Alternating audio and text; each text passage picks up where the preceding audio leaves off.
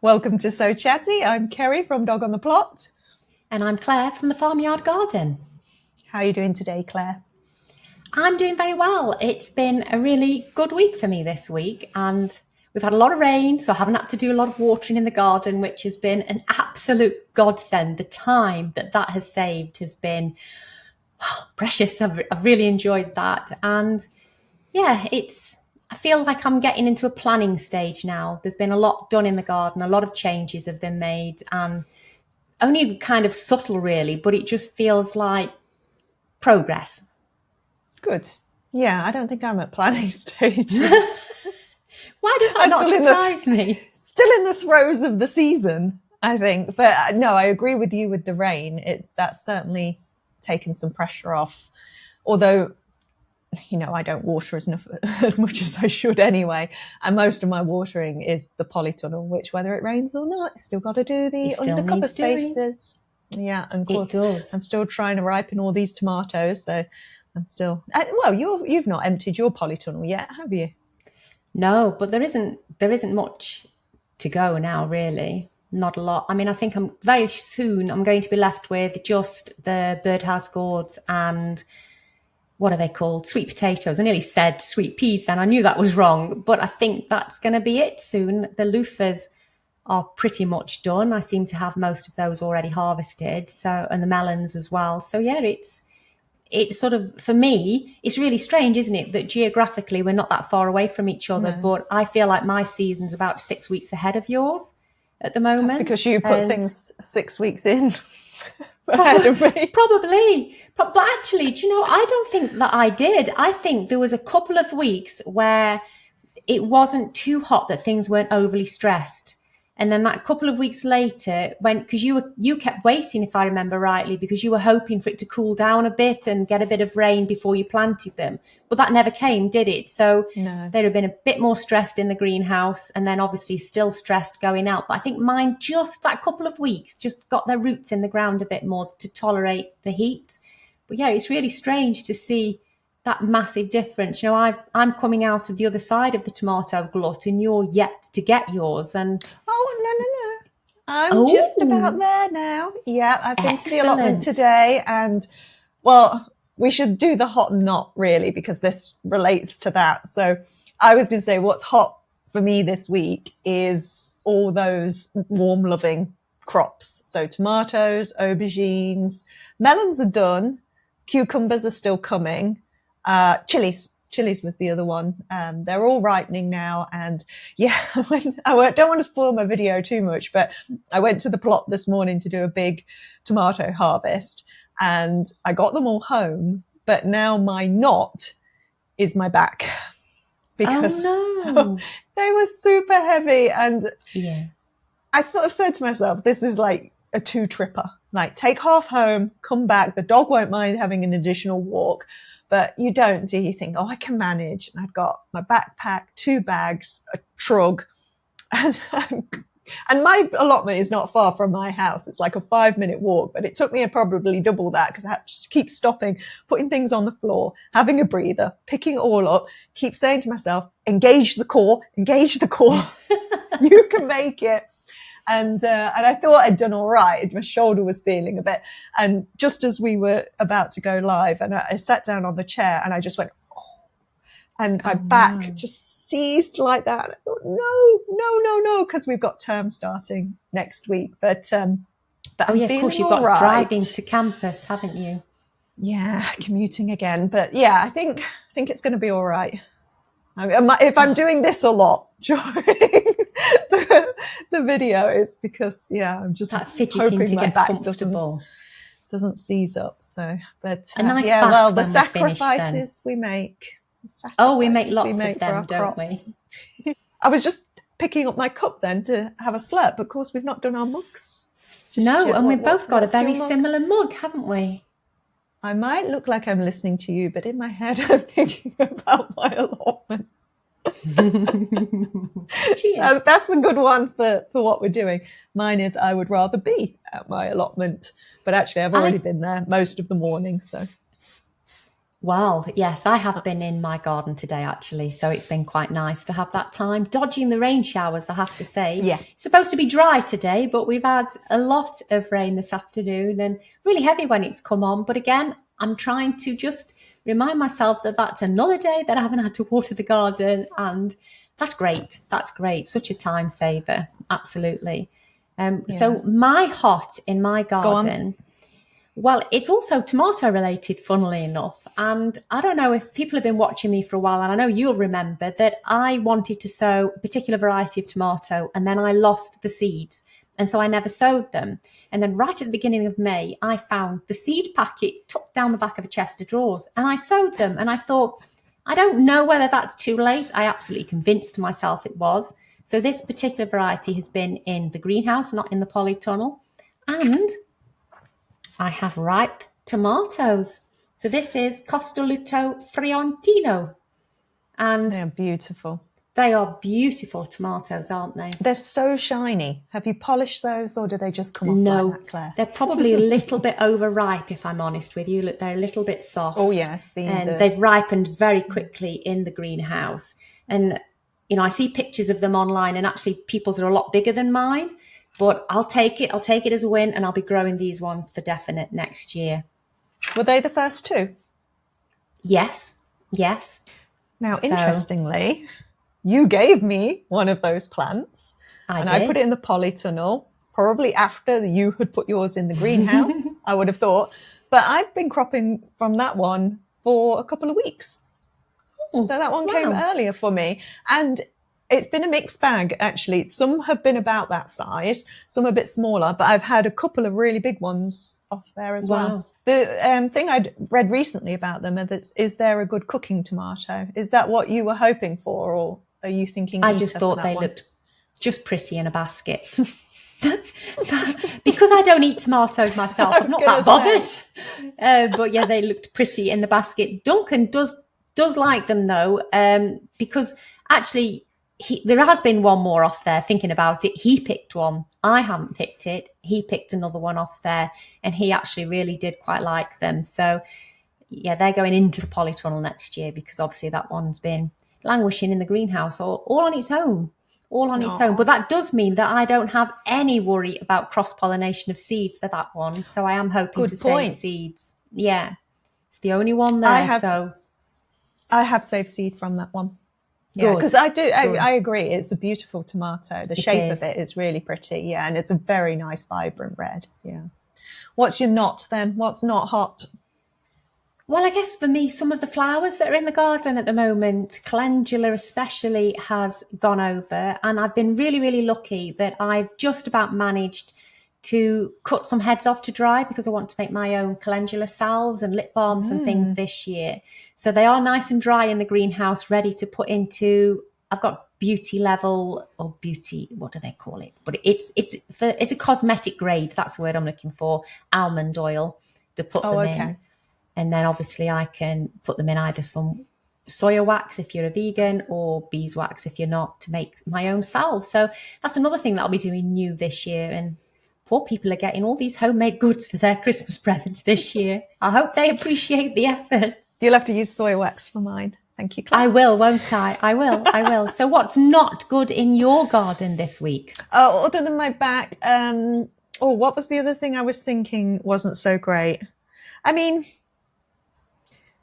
I've sort of felt like, because everything is kind of collapsing in on itself on the allotment, and I'm still seeing the beauty in that, but I'm also starting, I think because we've had the wet weather, things aren't looking quite so beautiful now. No. They are looking a bit like Raggedy Ann. So, and I can see weeds where I don't particularly want weeds. And I was thinking, I should really do, which I promised to do about, at the beginning of my annual leave. So that was mid-August. I said I was going to go bed by bed around the allotment and weed them. Didn't even do the first bed. Didn't even start on that job at all. Did you stipulate which annual leave that would be? This is it now, Claire. There's no more. Oh, no. That's a disaster then. That's holiday done for the year.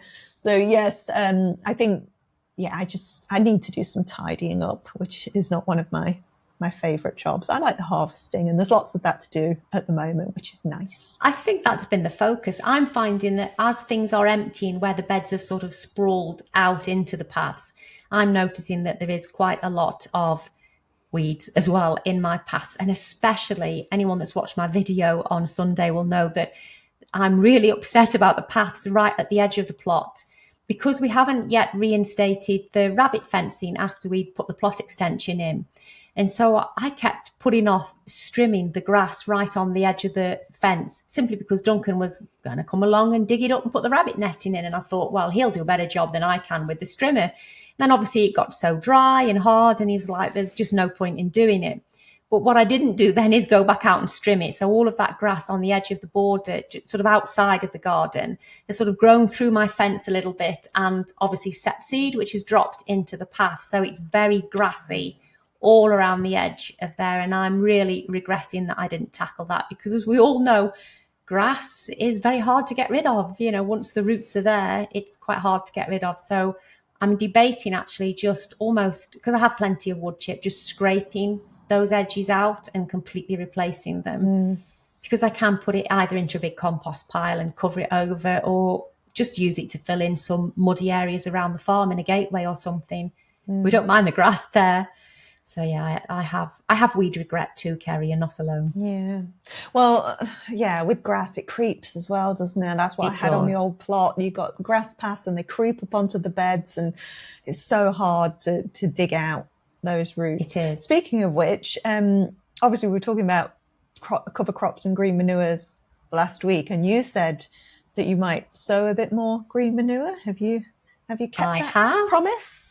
I have. I've put the 4 beds down the side of the polytunnel now have green manure in them. And you'll be pleased to know that I did not use the vetch or the ryegrass packet. So honestly, if anybody would like a couple of packets of green manure, in fact, I think I have 3, please send an email to hello@sowchatty.co.uk, and I'll be the first email we get. If you want those, I will send them to you. Hit me up with your address and you can have them. I'm not doing it, especially after seeing the grass in those wood chip paths. And I'm pretty certain that's ryegrass growing in that pasture anyway. Really? So it just sort of confirmed to me. But no, I've put a bed of Phacelia in, a bed of, mixed oriental salads really. And I mean, I'll probably harvest some of those. It says they'll be ready in 30 days. I don't know whether I quite believe they'll be ready in 30 days, but we'll see. And I did the forage pea. I can't remember who suggested that in the chat last week. In my seed tray packets, I've got where the peas have sort of fell out of the packets and they're just sort of in the plastic tub. And I thought, shove all of those in a pot and I'll plant those and see what happens with those, if any of them come up from now until the first frosts. So I will be doing broad beans as well, but I haven't sown them yet. I haven't even bought them yet. And obviously I've already got the crimson clover because I'd already sown the crimson clover. Yeah. So what did you decide? Ready. You're not ready? I'm not ready, no. But I will do 1 bed with the vetch and rye just to test it out and see. Brave. Maybe I'll do even a raised bed or something to keep it really contained. Yeah, we shall see. But I did make my mix. So there's that's a big mix. Wow. I can tell you what's in it, actually. Although, can I? Because I can never get the lid off this thing. Especially not with a bad back. Oh, yeah, there we go. I've done it. So in here, we have white mustard, crimson clover, white clover, phacelia, borage, field beans, buckwheat, and peas. Wow. So my plan will be to throw it, the peas and beans, I'll just push into the ground a bit wherever they fall. And yeah, we'll see what happens. It's exciting. But that one's for most of the beds, I think, once they're cleared. And it will go on late. So it may be that some things just germinate better than others at that time of year. But it was all there. All Might as well just all mix it together. Yeah. I don't blame you. I don't blame you. So we've already been showing things, but have you got something specific for show and tell? I have, and it's on the floor next to me.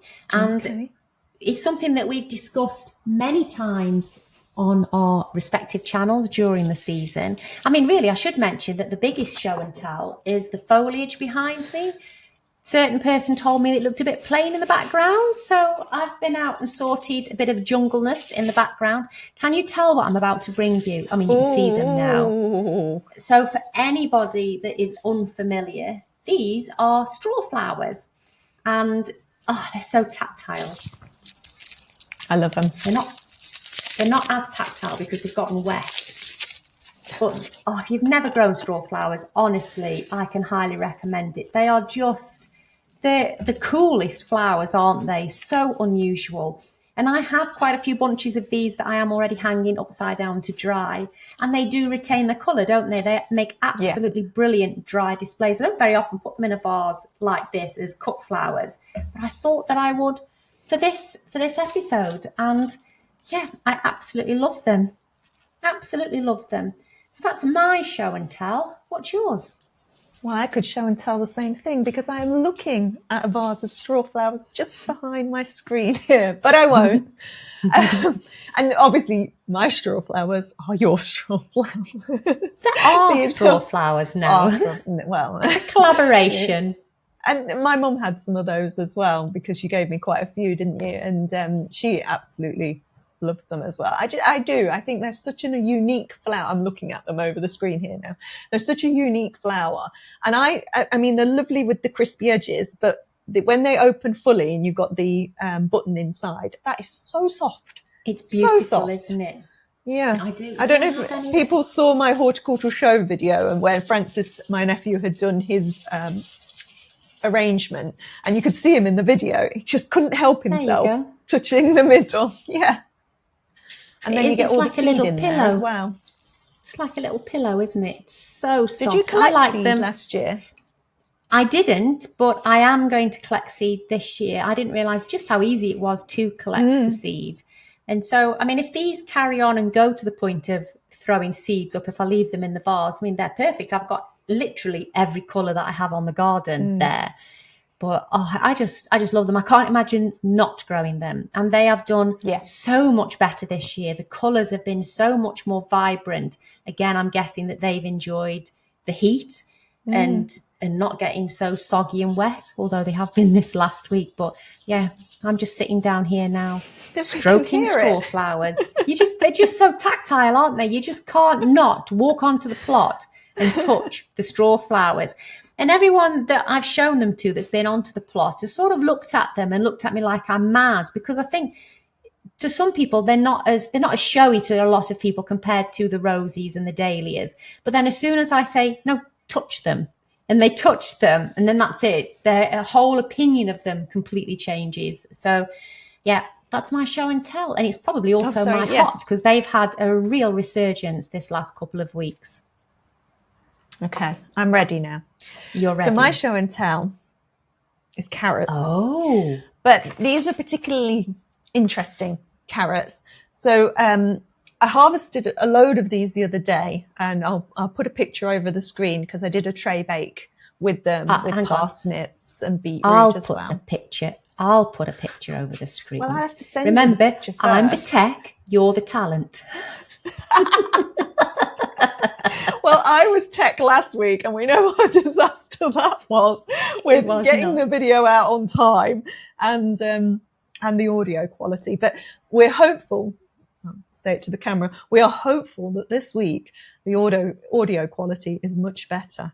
We spent all the wood I can find. I know. It must have been an hour, if not more, trying every combination, didn't we, Claire, of earphones and microphones and all sorts of levels on here, levels on our own systems and things like that.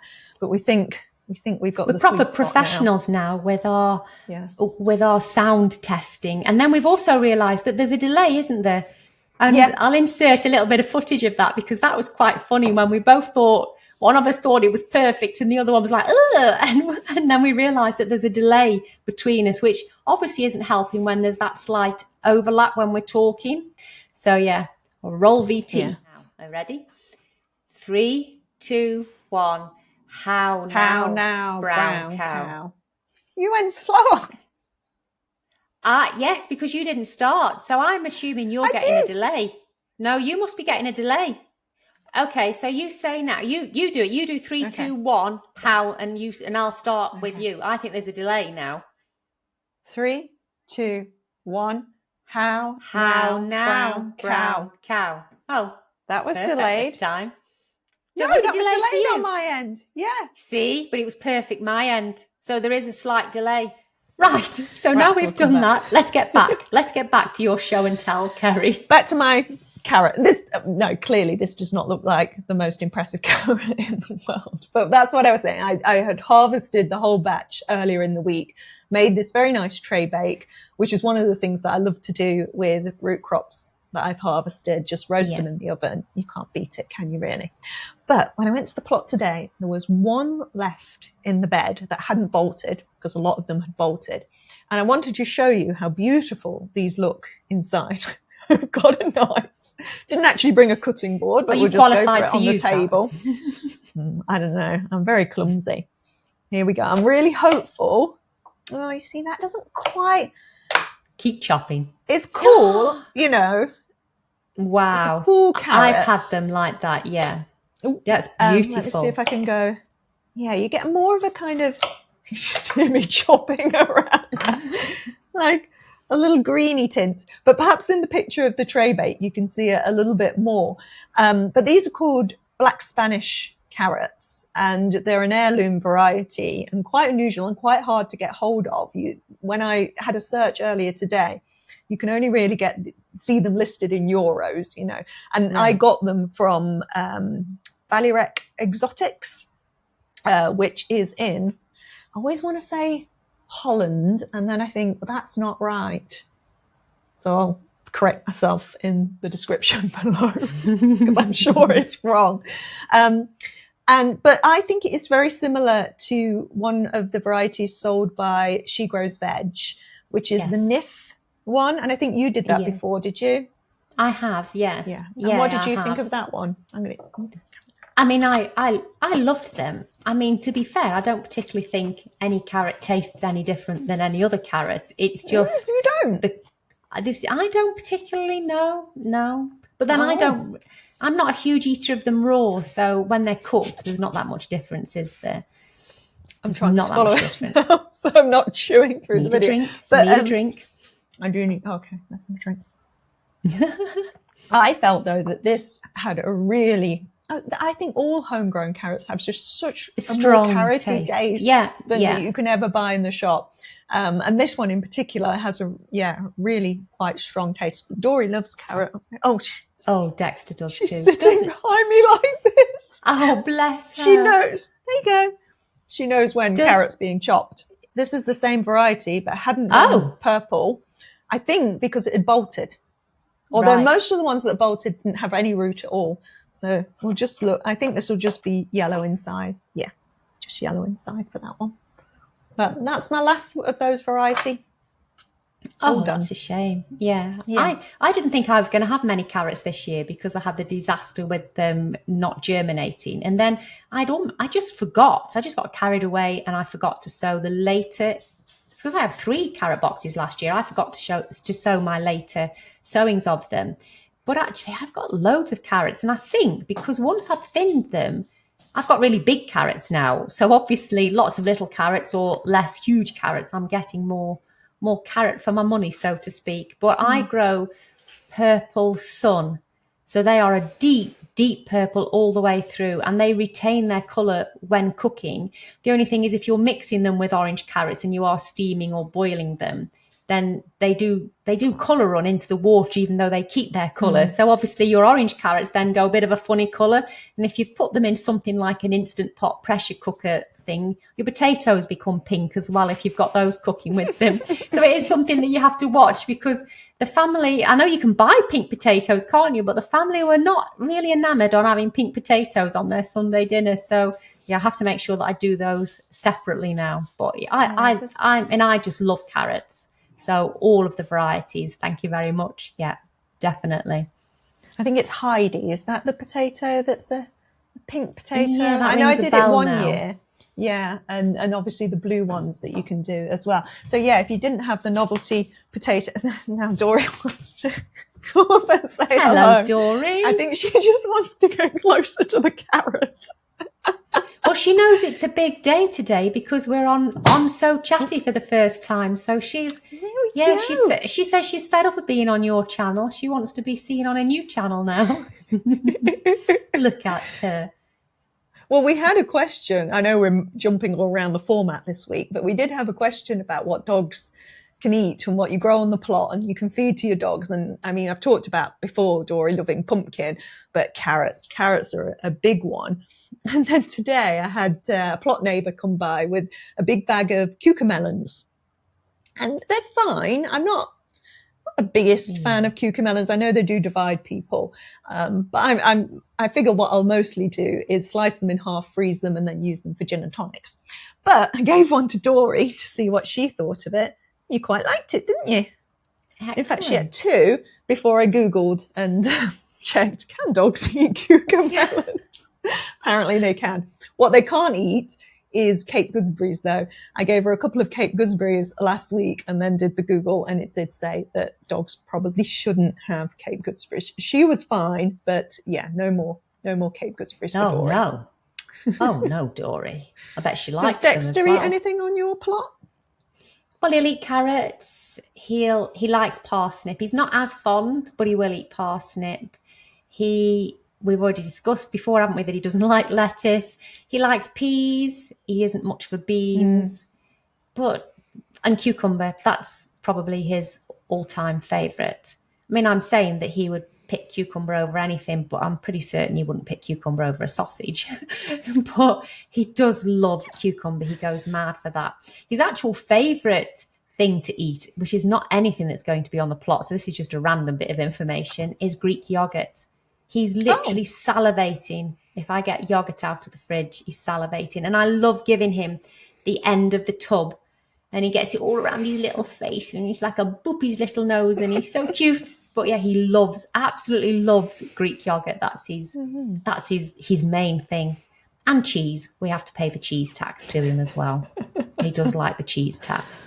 Dory learned about the peas this year. Well, she'd had peas last year, but this year she learned that she could pull the plants out of the ground and eat them just like that. There's a reason I don't have Dexter on the plot. Right, you can go off. Oh, bless she's had her 5 minutes of fame. Well, we'll move on.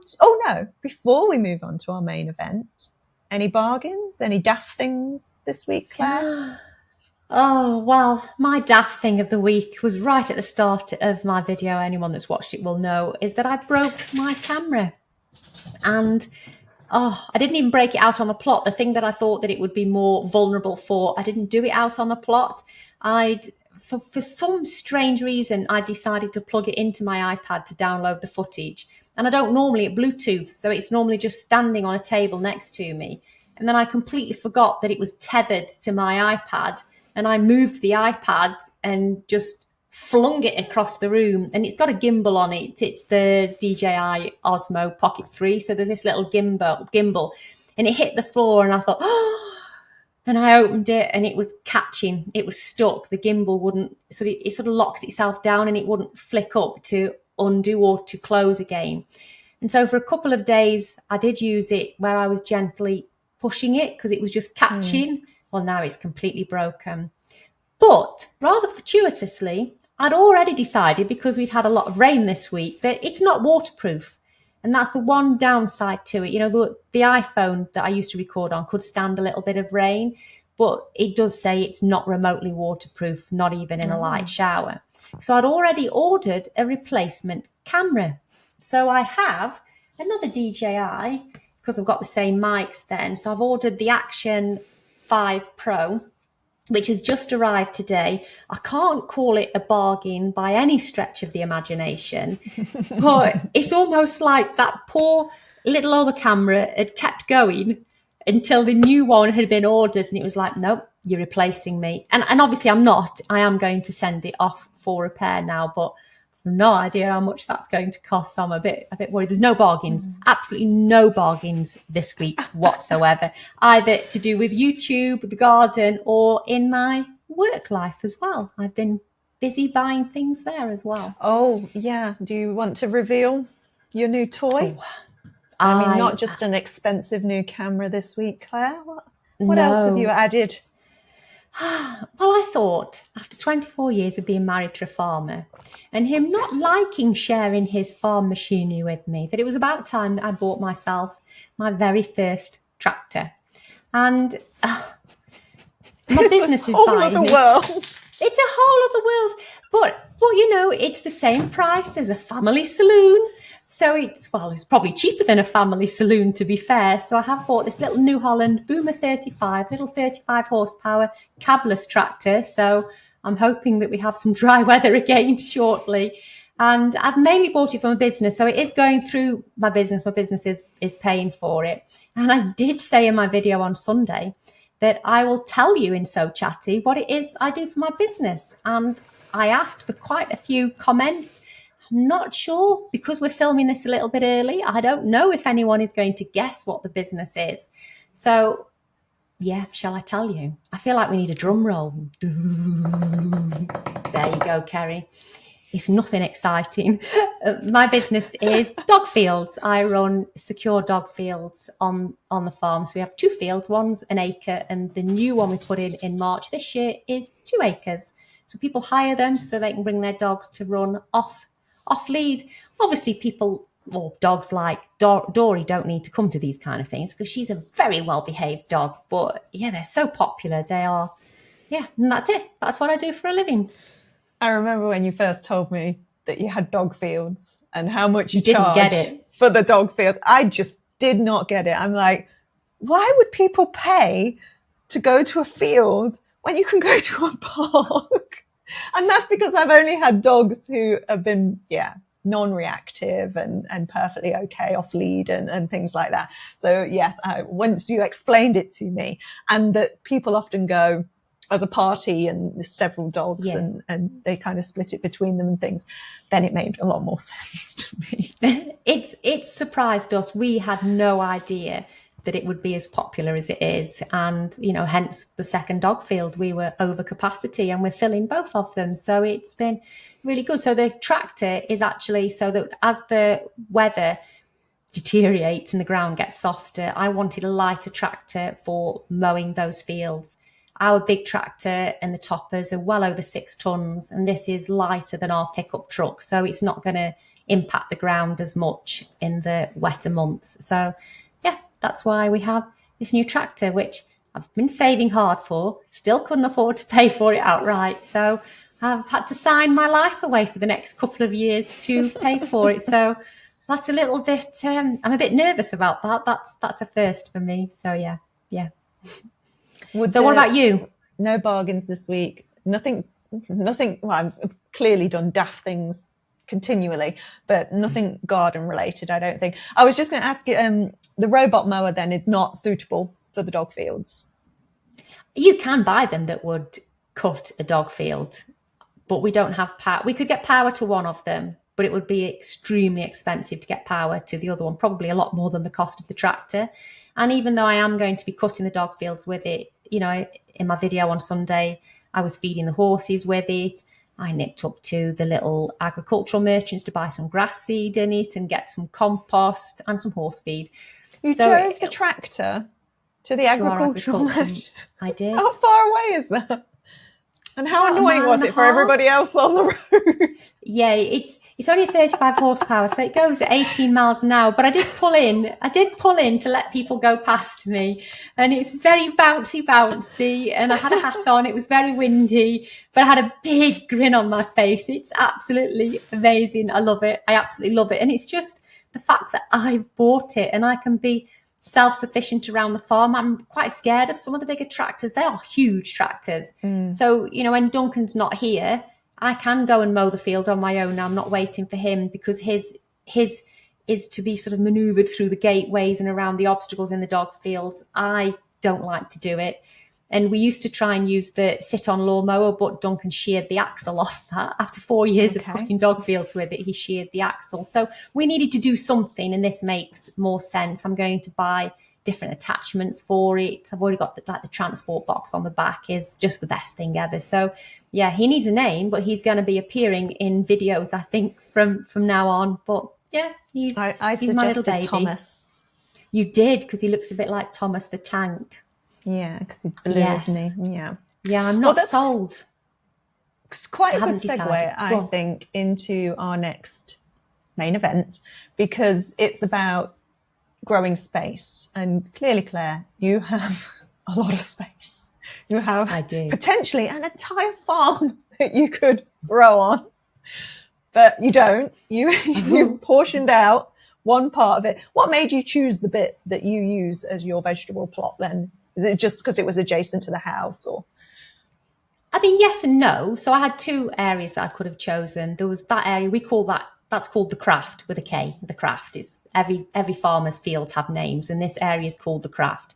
So I could have used that, or I could have used the old riding paddock that I don't ride in anymore because my horses are older. So I did choose the craft because it is closer to the garden. So it made sense to have it closer to home in terms of, well, anything really, just nipping out to the plot and it just made sense to add it to the curtilage of the garden. But we chose it. I mean, it was volunteered by Duncan because it's not really used. The craft is sort of a little bit of, I can't call it waste ground because it does get grazed off a little bit just for the sake of keeping the grass down. But it's sort of a little bit of area that leads to other fields. And that's all it is really. It's not a big paddock. Sometimes the horses would eat in there to keep it down as well. But it just made sense to put it there and to just keep, all the garden together really. But you did have to leave a space, didn't you? Because Duncan sometimes has to get around. Well, and the cattle plot, need to be able to come in, and they need to be able to come in and out. And then I have the grass area at the bottom because Duncan was very keen that if he ever needed to get in there for, like when we've had the trees taken down and things like that he could drive into the garden to replace the heating tanks and that kind of thing, the heating oil tanks. So, that's why I have the lawned area at the other side of the plot. But it just made sense. And it is south facing. So, the hedge does provide some shelter. Because I had the original beds on the garden, I was actually going to increase the beds on the garden. And it was Duncan that said, go outside there so that we've still got garden space as well, instead of taking all of the garden up. So, Clearly, he did not foresee that you would be changing that into an orchard 2 years later. No. But then the robot mower is, we already knew that we were going to have the robot mower, which is what gave me the okay to have an orchard on the garden. And so it was all just sort of fell into place really that we were going to do that. But I didn't keep the garden really, did I? Not as was. No. But you did have that good excuse, didn't you, that you would no longer have to mow it because the robot would do it. Yeah. So we wouldn't have to maneuver around trees. So did it take a lot of planning then? Because clearly that was from scratch. You had a field. And I mean, everybody who has seen your channel knows that you have an absolutely beautiful vegetable garden. Thank you. And you started filming sort of early on as you were doing the development of the area. So can you talk us, I don't know why I'm interviewing you here like this, Claire. That's fine. But I'm interested as well because it's a while back in your videos now that you were doing the establishing of the plot. Did it take a lot of planning, and was there things that you had to do to that ground to make it ready to put a vegetable plot on? Well, at the time, no, we didn't. I mean, we had to later because we realised that we had a drainage issue in there for what we were growing, for the things that stay in the ground over winter, namely the trees. So we did have to put a huge drain in to help with the water runoff into it goes into the pond, but it was flooding the trees over winter. So that was the main bit of infrastructure that needed to go in below ground level.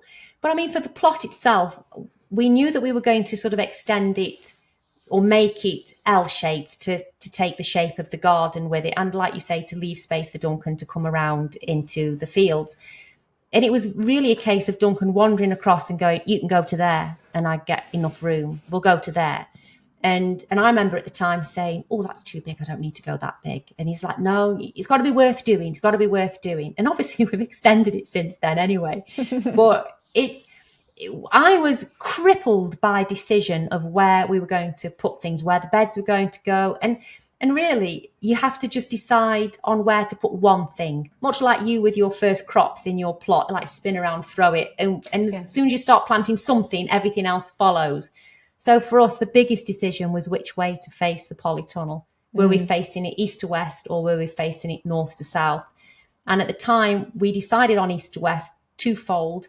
One, we knew that the polytunnel would get hot in summer, and it was more in the prevailing wind if it was east to west. So I know they say not to put the ends in the wind, but I knew that that would blow straight through the tunnel then and give it some airflow. But the other reason was we still had those enormous poplar trees that constantly shed things. Poplar is quite a brittle wood. And if I'd have put it east to west, north to south, we were at risk of the trees falling on it there. So that kind of made that decision. And once the polytunnel went in place, everything else sort of went in place next to it, really. Was the polytunnel in before any beds? That was the first thing we did. Yeah. Put the polytunnel in and the fruit cage. And the only mistake we made with the fruit cage is I wish we'd taken a drone shot of it as we were thinking to put it in, because we put the fruit cage parallel with the hedge without realizing that the hedge wasn't square. And so we were sitting there like, oh yeah, it's really nice and parallel to the hedge. And then when you look from above, it's twisted because the hedge itself isn't parallel. And honestly, if we could go back and change that, and I'm sure we could if we really wanted to, but it doesn't bother me that much. It makes me smile now. I laugh about it. But they were the first two things. And then in terms of my beds, we buy Yorkshire boarding. It's agricultural boarding that we've made the beds with. And it's the cheapest. It's £7 a length of wood from agricultural merchants to us. And they come in 4.8 metre lengths.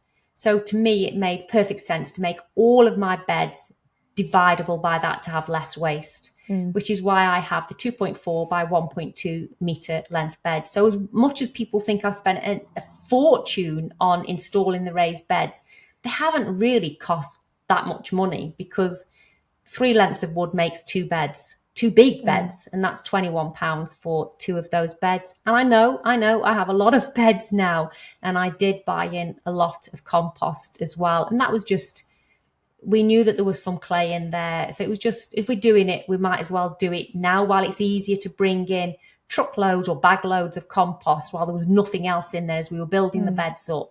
Because it's not as easy to fill the beds up now, in the centre of the plot. So, yeah. But that was my main investment, really, was the polytunnel, fruit cage and the compost. Yeah, we'll talk more about that next week as well. And it'd be interesting if people could put their comments and questions about what they, economically invest into their growing spaces. But clearly that growing space wasn't enough for you, Claire, and you extended it this year.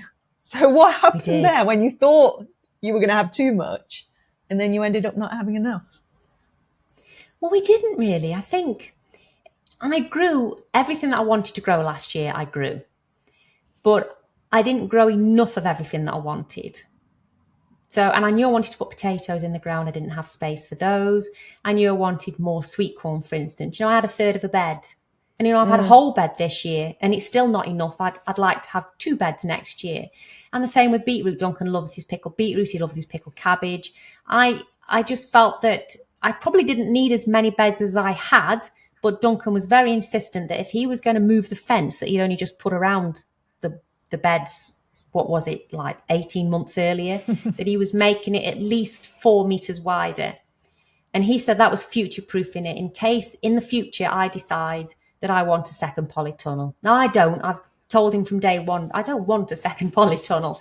But to him, that fence, that space now, if I really wanted to reconfigure the garden, if the summers kept getting wet, obviously this year's proved us wrong, then I had space to put another tunnel in, but I don't want that. But you've got bigger space this year as well. How are you managing, how are you finding managing the extra space?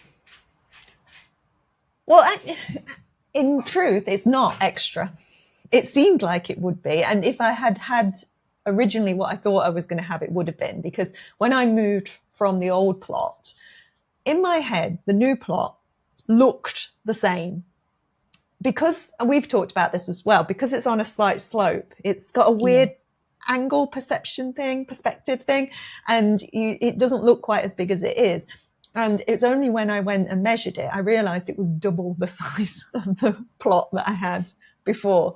And that's when I made the decision, and Mark and I talked about it, and we decided to share the allotment. So we've got it half and half. So actually my growing space is exactly what I had last year. It's just different because I've got a polytunnel to grow in now. So that's different. And it's just much easier to grow in the ground on the new plot than it ever was in the old plot.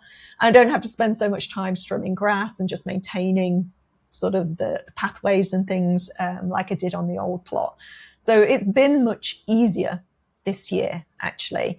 And yet, although I have filled the space that I've got, I made 5 extra beds at the back of the plot when I cleared out the rubbishy area. So I didn't extend the plot, but I extended what I could grow on that space. And yeah, you just fill it, don't you? It doesn't matter. You do a big extension, you fill it. You just, it doesn't seem to matter how much space you have. You can always fill it with crops. The problem comes when you have to manage all of that area. And I think that's what I've struggled with this year, is particularly with the home garden as well, because it is a large home garden. And starting the plot from scratch means that there was infrastructure things that had to be done as well. And it's really made me think this year about how I can garden more effectively next year. And I do think that means simplifying things. It means not growing 71 different varieties of tomato, for instance. It's just, I've got to sort of curtail my ambitions a little bit. And it's, not so much to do with the amount of space. I would always want more space. I think I could have put all those pumpkins that I've squeezed into spots here and there and have suffered because they just haven't had the space that they needed. If I just had one big plot that was all pumpkins, I could do that. Yeah. But alas, it all, takes time. I mean, for me, there's been lots of things this year where I don't think that I've utilised the growing space. To look at it, I've utilised it really well. The space looks absolutely beautiful. And I've enjoyed having the extra space to grow. But there's been a few factors why it's not that it's not working for me, but I'm hoping that I make improvements for next year. And that is because I found that I can grow the stuff, I can harvest it, and I can go and process it. But the thing that I'm lacking this year is actually eating the crops, which sounds absolutely ridiculous. But I think with extending the business, both the dog fields close at 8:00 at night in the height of summer. That's our last opening time. And we check the fields at night, change the water because there's old cow foot baths in there for dogs to splash in. And it takes about 2 hours each night to check both fields. Whereas obviously this time last year, I only had one field to check, and it was half the size or less than half the size of the bigger field we have now. So we've more than doubled our workload in terms of checking the dog fields. And then to add to that, the summer that we've had being so dry, I've been watering nearly every day. And it's not just my plot that's extended. My sister's plot is extended as well. So she's got almost double the growing space that she had. And she has a polytunnel now as well. So it's the extra time watering because we've had such a dry summer. So I'm finding that I'm going out at 6:00 in the evening and all I'm doing is watering, checking everywhere, shutting places up. And then we're going straight to the dog fields. And I'm not getting in the house until 10:00 at night. So it's that, then I don't feel like cooking. Duncan likes having everything fresh, but I don't want to sit cooking from scratch. So a lot of my things have been processed and banged in the freezer. And I'm not upset about that because, these dog fields close at dusk. So come winter, I'll be in the house finished by 4:30. And all of the things that I'm sort of storing and preserving, well, I haven't gotten round to preserving them yet. I don't have the time to do that at the moment. They will get eaten, but they're just not getting eaten in the quantities fresh that they were this time last year. The real thing that broke the camel's back this year was definitely the time spent watering. And I know you don't do that. No, I do the undercover spaces. And anything new in the ground gets water, but then it's, then it's all down to the plant. Before I was ever into growing, I was into cooking. I like cookery, I like bakery, and do all those things. And it was really funny because that was sort of my entry into growing, was like, oh, I really like to cook. I should grow some of my own food to cook. And then the irony being, and I think a lot of people find this, you spend so much time doing the growing, you just don't have quite the same time that you would have had for the cooking. And I've been the same. I've kind of banged things in the freezer, put things in storage, done a bit of preserving. And August eating really helped because it pushed you to use the food that you had. And that's partly why I do it each year. But I've got that similar feeling. It's like once the winter comes round and you're not on the plot so much, then that's the time to do the preserving and the cooking and things like that for those things that can wait. Unfortunately, I don't have a huge chest freezer, which is my dream. So all these tomatoes that I've been harvesting, I cannot fit in the freezer. I've got to do something with them, pretty quickly. But hang on. Yeah, the dog wants to be part of the video again. Come on. Well, we like her being part of the video. This is about the timing that we're filming this week because once Dory's had a dinner, it's fuss time and shall we go out for a walk time, and it's not let's sit in front of the laptop and talk to Claire time. Sorry, so Dory.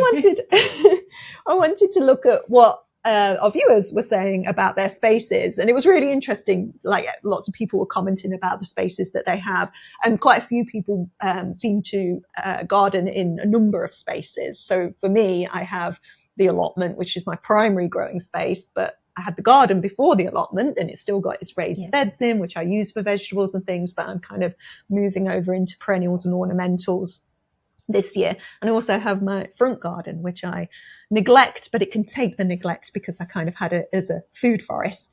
But yeah, lots of people were saying that they've got, if not different spaces altogether, like I have, they make their space, like they designate different areas for different kinds of crops or ornamentals and vegetables and things like that. We did a couple of polls. In terms of primary growing space, 60% said their back garden, and only 32% said allotment, which I was kind of surprised. I thought allotment might be higher. Only 3% said balconies or patios. And, we don't have much experience of growing on balconies and patios, but it was interesting. And we'll see what people say as they're chatting in the live. But it was interesting. People were saying that it's surprising what you can grow in a smaller space, and we think about how to effectively manage our quite large spaces because, as we've been saying, it doesn't matter how much space you've got, you will fill it. So I think even whether you've got a little small patio or a big plot or home garden, you're still always thinking about how you can squeeze crops in here and there and how to make the most of the space that you have got. Only oh, yeah. Are you happy with the size of the growing space that you've got? 52% wanted more. We're a greedy lot, aren't we? We just are. Want more. We want more. I think don't you think that's human nature though? We're talking about growing, but we literally want to see growth, don't we? So you set yourself a target or a goal, you hit that goal, you want more. It's human nature. I do honestly believe that I have enough growing space to meet my needs now. And I say I do think that I have too much. But, people that start off in the balconies and patio growing, there is so much, as you say, that can be grown. You can put your tomatoes, you can have cucumbers, you can grow some beans and peas in pots, carrots in big buckets, the potatoes in buckets. There's so many things that you can still grow like that and feel part of it. It's not about having to be self-sufficient in everything. If you can be partially or part-time self-sufficient in just one thing, whether that's having a tomato plant or I don't buy cucumbers between the months of June and October, just something like that, just set those little goals. And I just think that means so much when I think of the things that I don't buy now that I would have been buying. it's brilliant, isn't it? That's why we do it, and it's addictive. We all start somewhere, and it's addictive. We all want more. I think even if sometimes you grow something and it's enough for one meal, there is sort of a feeling of like all of that for just one meal. But I mean, I've lived in flats before, and I never did have a balcony. I always wanted a balcony when I was living in flats. And if I'd known then about the indoor house tomatoes, I would have totally done that. Yeah. And I always had like some cress on the windowsill. I didn't probably know about all the kinds of microgreens that you could have grown at that time. But yeah, I mean, even if you haven't got any outdoor space, you can grow tomatoes on your windowsill. On your windowsill, yeah. A lot of people in the comments were talking about acquiring more space in various ways. And I do think that you were saying about human nature, like you want to grow food, but grow your space. But I also think it's just you get bitten by the bug, don't you? And you just love doing it so much. And you think, well, now I can do this and I can do this. And yeah, you need more space for it. Some people were talking, one person was talking about a green stalk. Now, neither of us have a green stalk, do we? No. You don't got one? And I don't. I like them. And I did contemplate having one to keep strawberries in the polytunnel in.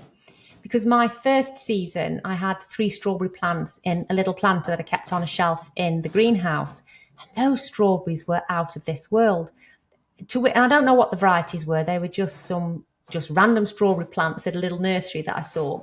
And obviously I was so naive back then that I didn't really think about the different varieties, that they had late, early, everbearing and all of that lot. So they probably were just everbearing strawberries. But in my head, I'd got it that they only performed as well as they did because they were in the greenhouse. Okay. Whereas now I'm still harvesting strawberries. Video on Sunday, I'm harvesting quite a lot of strawberries because I have purposely gone out and bought everbearers now. And yeah, I don't feel that I need one, but I do love them. I do love them. And a few people do swear by them. And yeah, I don't know where this sounds absolutely ridiculous to say, but I genuinely don't know where I would put a green stalk. I haven't left space for one unless it was to go somewhere in the polytunnel. But I don't think they're on my radar, but I think they are absolutely brilliant for anyone with very small, limited space. When you see like Eli from Eli and Kate, how much food that Eli grows in her green stalk, it's, out of this world. She's growing tomatoes, broad beans, peas. Tender stem broccoli. Yeah, she's been growing so much in hers. And obviously she's got, I can't remember what she calls the one. It's got a name on it, because she gives things quirky names, doesn't she? She's got one that's full of flowers as well. And I think they're brilliant. If you are short of space, I think they are absolutely brilliant, and probably not to be confused with the really cheap alternatives that there's nothing wrong with them, but they dry out very, very quickly. They don't hold anywhere near the level of compost to sustain the plants through the growing season. But yeah, I think, if I had gardens growing only, I would definitely have green stalks. Would you have one, do you think? I mean, we don't need one, but if you needed one. We don't. If I needed one, absolutely, because I do think they are brilliant. I mean, for anyone who doesn't know, they're basically a vertical growing system where you've got pots coming off the sides, and you can, as you say, fill them with compost and grow your crops vertically. But they have that central tube, don't they? And you water in that reservoir. Yeah. And you water that, and it waters all the pots. So you don't have to water each pot individually. It all goes through the system. I don't know how often you have to water it from the top. No, I have no idea either. No, but I have to say, when I've seen them in people's videos, I always look them up. I always do a quick Google. I look what price they're at and what different colours you can get. But it's not it's not on my radar at the moment. But it's a very good solution. They are. And I think the only reason that I ended up not buying them for the strawberries was because I kept thinking, if I took the strawberries out of the fruit cage and put them in a green stalk, I wasn't sure how you would deal with the runners quite so well. Although, to be fair, my strawberries are taking over as it is. I don't know what I'm doing with the runners anyway. But there was that side of it. I thought once you fill the pockets, you're very limited then on what else you can fit, especially if you're using them for strawberries. So yeah, I didn't buy one in the end, but I can see them having their use. Claire? I'm thinking, because I've not done well for lettuce this year. Like, it was too dry for lettuce. It just bolted, or the seedlings died in the heat of the greenhouse. And plus, if I do lettuce on the plot, and I have got some winter lettuce on there now, by the time you get it home, you were talking about this with me this week, weren't you? About like, even from your plot, which is right by your house, you have to be like hot foot it back to the house to get the lettuce there before it goes wilting. And I'm thinking, if I had a green stalk just outside here full of lettuce, I'm sure I would eat a lot more lettuce and have more success growing lettuce, because part of my issue has been slugs eating it as well. Oh gosh, I'm going to be Googling again now, Claire. You are. I mean, I have a little wooden trug outside my back door, and that is what I normally, I mean, it's a raised trug, so because the dog, my old dog, he sadly died last year, would eat lettuce. I mean, he would just steal it. So it had to be out of Harvey's reach. And I normally have lettuce growing in there over summer because it is slightly in the shade, so they don't bolt in it. And I had the oak leaf lettuce in there all last year, and I would just open the back door, grab some lettuce, and off in the house I'd go with it. And I haven't done that this year in quite the same way. And I think that's my big mistake. I don't really need to be growing it on the plot, but it looks pretty on the plot. It looks like it's missing on the plot. And so I do put extras on the plot. Well, I put them all on the plot this year. And I'll need to go back to putting that actually outside the back door, because that's where it works best for me. Because then I end up leaving it on the plot, because I go and take all of this enormous harvest into the house. I'll go back for some lettuce. I never go back for the lettuce. I just go, I'll just have cucumber today. I just can't, can't be bothered. You're so wrapped up then in the processing, and you're exhausted, that I know if I go back out onto the plot just to get some lettuce, well, you never go back out on the plot just to get some lettuce. You'll see another couple of jobs while you're doing it, and then I'll leave the lettuce behind on the table again. And so, I think I need to have that growing back outside my door next year. That's the best place for it. It's a principle of permaculture, isn't it? That you have the thing that, your herbs, your salad leaves or salad items close to the house, and then everything else goes like further away. You've not quite done it right, Claire, have you? Because your orchard is closer to your house than your veg plot. Should be the other way around. Not particularly, because technically the orchard is on my mother-in-law's side of the house. That's really her garden that I've taken over. She keeps telling me it will be mine one day, so do what I please with it as long as she hasn't got to. But I think, yes, it still would be a long walk onto the plot to go and get them, even if I go out my back gate and not, I tend to walk around because that's going out of the dog garden gate. That needs some thought. And I am thinking, when I've finished landscaping outside the wash house, yes, that's going to drag on a little bit longer still, that I am going to put herbs and things. They are there, so I can nip out and grab herbs. And last year I even had some, because my favourite herb is the lemon thyme. I love lemon thyme. And that was literally just outside my door, and I kept going out and cutting it. I mean, and then I forgot to water it over summer, so it did die. But I do have some more of it growing on the plot. And that, it, like you say, when it's accessible, you use it more. And you would think that nothing can be more accessible than me growing at home. But even though I'm growing at home, there's still that element of, I've got to go back out on the plot to get something. So, it's hard. It's hard. Things we do. Well, I put herbs on the plot this year, and I put some on as part of the Fruit Tree Guild, because they're, working with the rest of the plants that are on there to support the fruit trees. But I also made these little planters in the greenhouse, the new greenhouse, with very used soil, a very depleted soil, which these Mediterranean herbs like. And they've grown like billio. They look absolutely fabulous. And I have been taking them and bringing them home and using them. But I am thinking, it really should be at home. And I think for me, and this came up in a few of the comments, is about utilizing the spaces correctly. So thinking about what you need in which space, and like root crops that stay in the ground for ages are fine on the allotment. Pumpkins, fine on the allotment. But things like herbs, lettuces, salad items are actually, much more handy in the home garden. And also for me, I think I'm going to divide my spaces a bit more next year. So although and I will continue to do edibles and ornamentals together, because I think that's a good thing to be doing, I am going to think my focus is on the edibles in the allotment, and my focus is going to be on the ornamentals in the home garden. So I'll still have a mix, but the focus will be different. And I think that will just make everything more manageable. Okay. But we're always learning anyway, aren't we? So we will keep adapting our spaces to work for us. My asparagus, for instance, I should move it because it's growing in a bed that's closest to the house.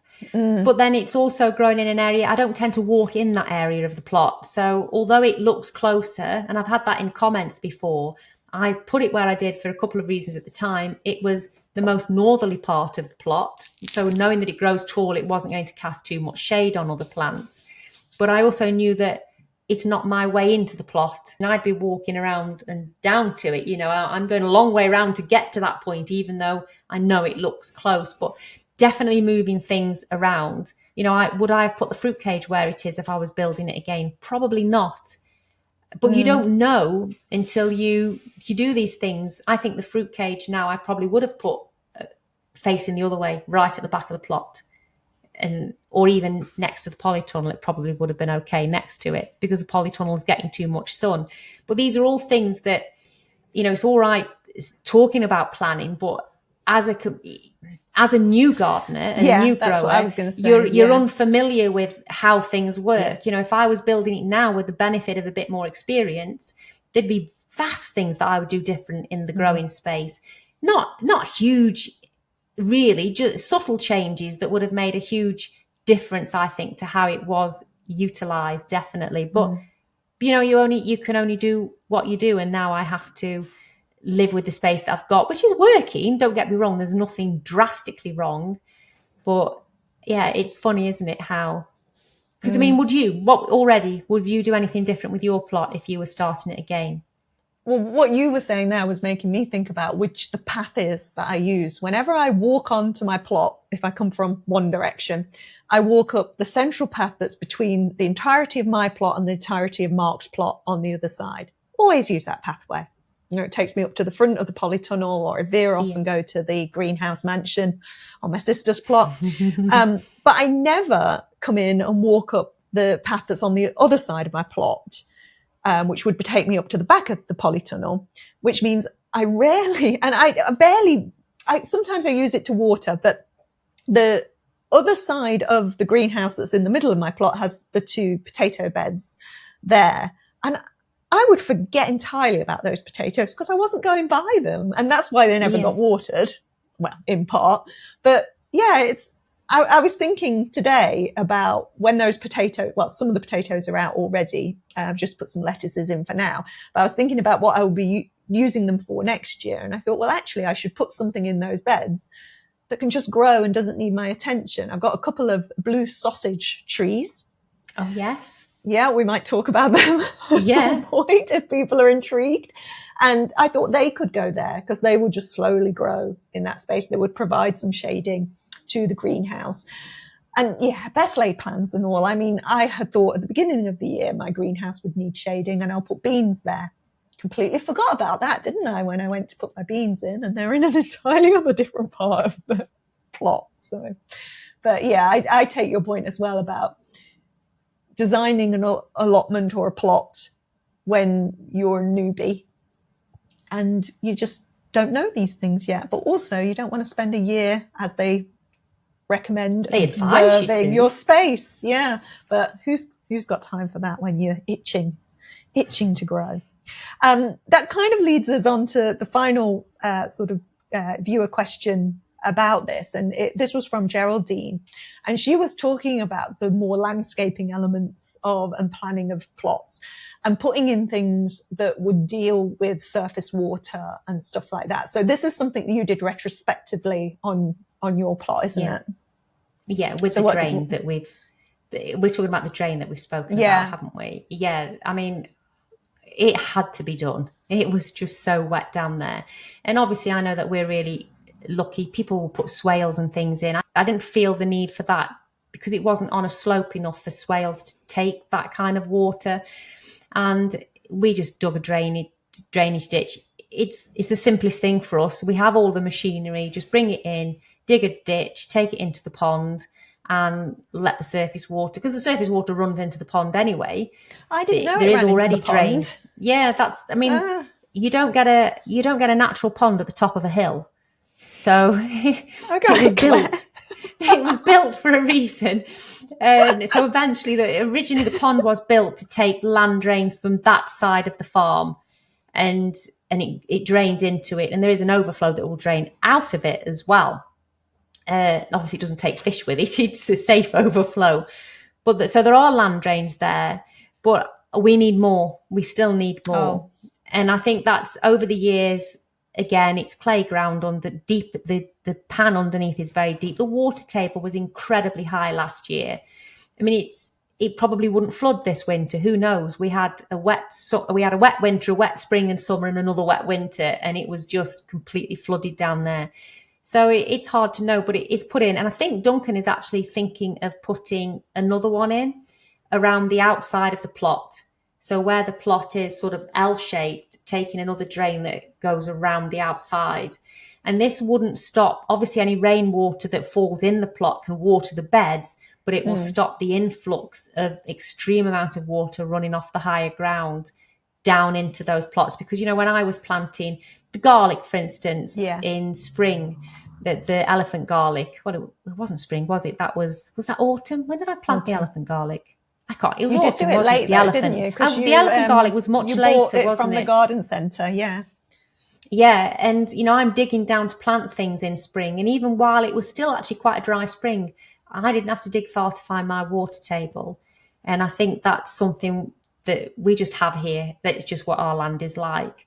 And so, definitely drainage. But I mean, I love seeing the swales. If you've got real open land, the swales and the forests and obviously putting an orchard in would help deal with water on the lawn that we have, which can get quite wet. But I'm ashamed to admit that it didn't factor in any of my decision making. It was literally, where are you putting the polytunnel? Let's build from here. And I even made a plan for the garden and I didn't stick to it. Well, it made me think, because obviously I had an allotment that flooded, and the previous tenant had dug ditches around the beds so that the water collected there and you could still grow on the mounds. But then we had this incredibly wet year, and that didn't help. I was also always falling in the moats, as I called them. And when I didn't know I was going to be moving plots, Mark and I would talk about, well, we could put a French drain in, or, and dig it up. And we'd talk about these things, but the amount of effort, like you were saying, you had all the equipment, you could do it. I remember that video. In comes Duncan, it just digs a massive ditch, it's done. Yeah. But for me to try and do that, it's beyond my capabilities. And I tend to, whatever space I have, whether it was the allotment or the garden, I'm like, okay, this is the space that I'm working with. This is the infrastructure. And I just sort of work with what I've got. And, I think that's probably true of a lot of people. You make the best of the situation that you've got, and you do perhaps the little things that can help, like maybe putting a ditch around a bed or whatever. It would be nice to do the big solutions. But I think for most of us, you kind of work around the problems. Yeah. And I don't ever lose sight of that fact. I know that I am very lucky to just happen to be growing on a farm. We have all of this machinery. I'd be a complete and utter martyr to not use it for the sake of not using it. Yeah. You've got to. And I guess, we're obviously, if I was on an allotment, I could be in an allotment in our village if I really wanted to. And I wouldn't be able to use our machinery then, even though we could easily drive to it. You wouldn't have the access, would you? So for us, maintaining the access to be able to get in to build the infrastructure was a huge thing for us at the time. We've left spaces where Duncan can drop a bag of compost over the fence, so it's on the plot for me. And I I honestly don't take that for granted. I do feel for people that don't have that. It's, as you know, it's backbreaking work, as you've discovered today. Yeah. Yeah, I'm feeling all right. I'm feeling all right at the moment. Good.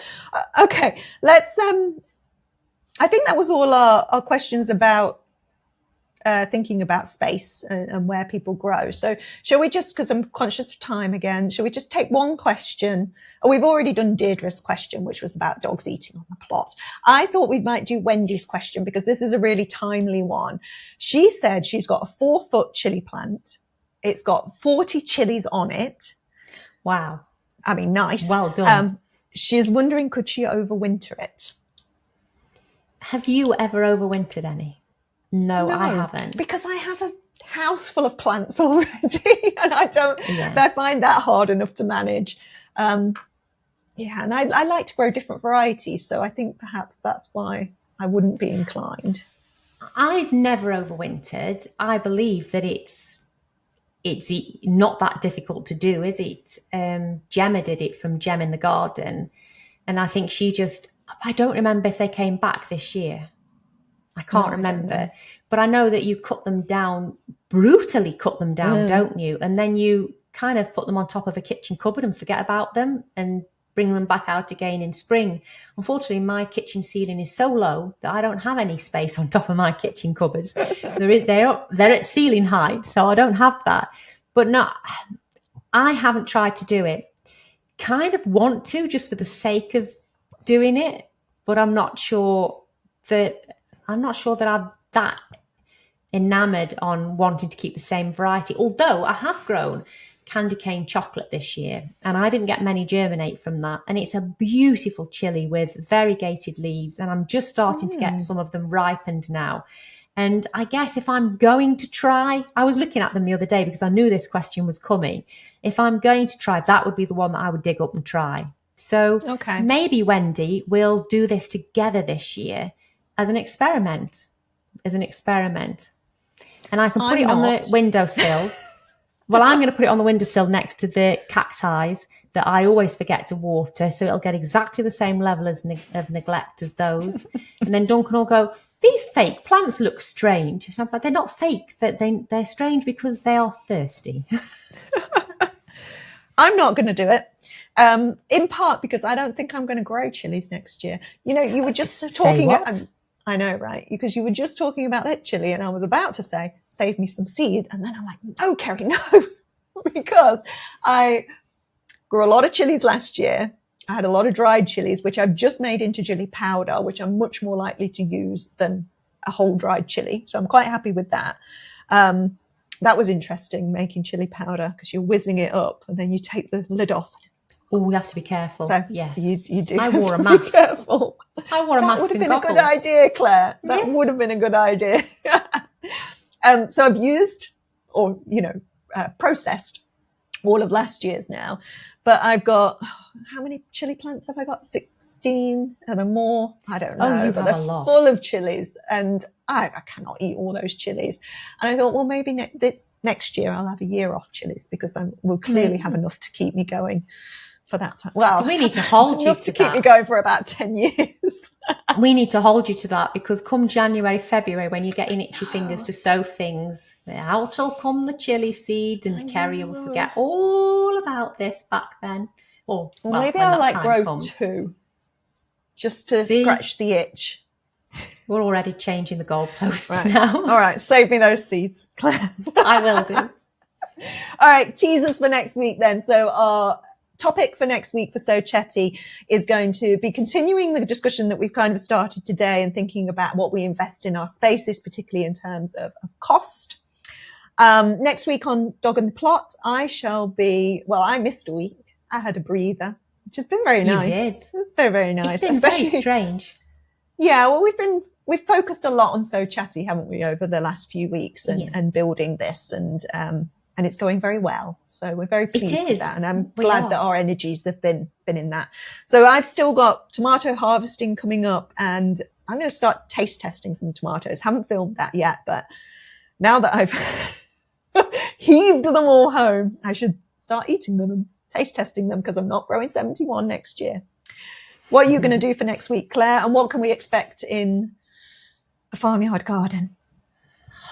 Well, you ask me this every week, and as everyone knows, I have absolutely no plans to do anything in particular. I really, really want to make a start on doing more landscaping to the outside of the wash house, but I do need Duncan's help for that in terms of I might have bought a little tractor, but it can't carry a pallet of bricks around or pavers around, Okay. and I am block paving outside of there, and I do need him to help me put the substructure in. So that's something that I want to do. But on the whole, I'm just working my way through the September jobs, which is more tidying away, more harvesting, more preparing for things to be finished. And I think I'm going to tackle those paths that are actually on the plot, get some of that grass out. That's it. Those paths will be weeded by next week. Paths. I did mention weeding earlier, but it just occurred to me, and you're going to tell me it's too late. I still haven't pruned any of my plums or cherries. It's too late now. It's too late, apparently. Is it though, Claire? Is it? Is it? I don't know. I mean, they say September, it's too late. Do it by the end of August, or you're inviting, is it silver leaf it's called? Silver leaf disease or something like that? Yeah. And I think to myself, yes, but it's like food best before dates. Does it actually go off at midnight? I don't know. There's got to be. We're not that far into September. We're not halfway into September. No. Yeah, I don't know. I'll put a question. I'll do some reading up. I'll put a question mark over it, and then can answer next week if it really is too late to be doing that. We'll see what some more experienced gardeners have written online. Definitely. All right. Definitely. Thank you. As always, Claire, lovely to chat. Yes, thank you, Kerry. It's been brilliant. And thank you to everybody that's watching. Obviously, this is the first episode that is now on the Sow Chatty channel. So we are flying solo now on its own channel. So please do head to the channel. Please do subscribe to the channel, comment on the video over there. We will start uploading some shorts and things on there. And the first 2 episodes have now been uploaded and are released on Sow Chatty itself as well. I know you've already seen them on our own channels, but just for any new subscribers, it just gives you the full back catalogue of videos that are on there. So there's not a lot else to say again as the Kerry, but thank you very much to everybody for joining us, and we'll catch you next week. Bye.